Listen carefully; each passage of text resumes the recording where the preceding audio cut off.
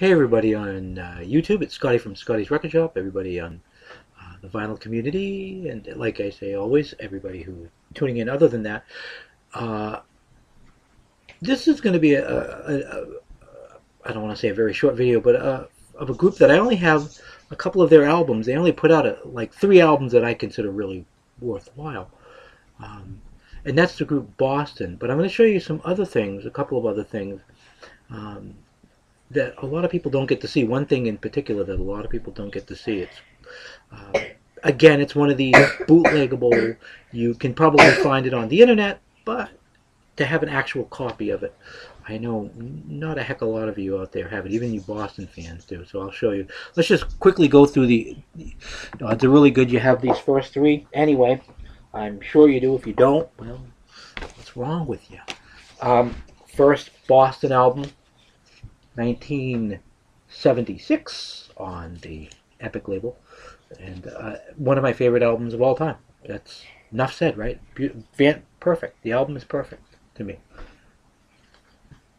1978, we get the Don't Look Back record, and I really like this record. You know, some other people were kind of like, you know, just kind of regurgitation of the first album, but I liked it, you know. And finally, we had to wait several years for this one. Third Stage, 1986 was the year for this one. I personally didn't care for it quite as much as the first 2. But, I mean, it's a great record. I got to see them on this tour way back when at the Worcester Centrum. Worcester. Anyway, in Massachusetts.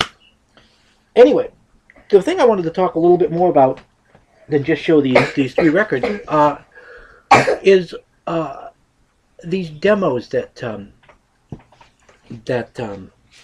were issued, were circulating, and Tom Schultz had recorded stuff in his basement.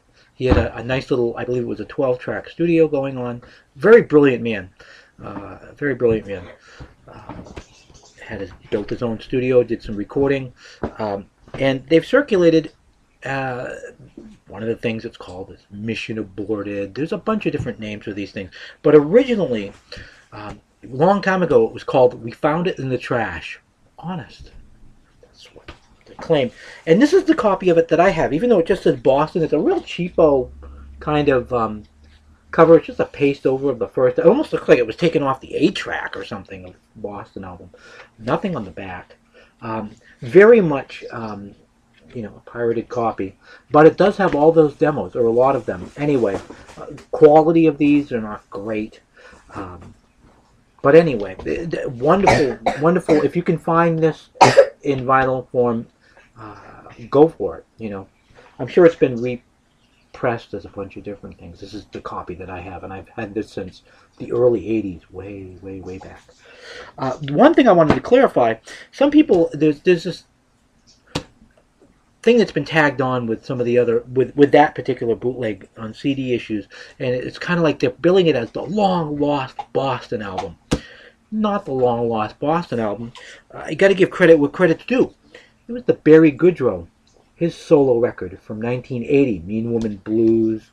This was a pretty good record as well. They had tagged that on, at least on one of the CD copies, and they were trying to kind of go, oh yes, it's more lost Boston stuff. No, it wasn't more lost Boston stuff. If you were around in 1980, you remember this album. And it's a great record too, but it does sound super like Boston, and for good reason, you know, for good reason. Brad Delp was doing the vocals on this, and you've got, you know, the guitarist from Boston, one of them. So go figure. But that's my little video on my Boston collection.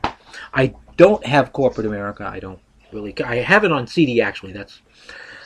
I just didn't care for it. I mean, no offense to Mr. Schultz, but anyway. Alrighty. Until next time, everybody. Peace and love.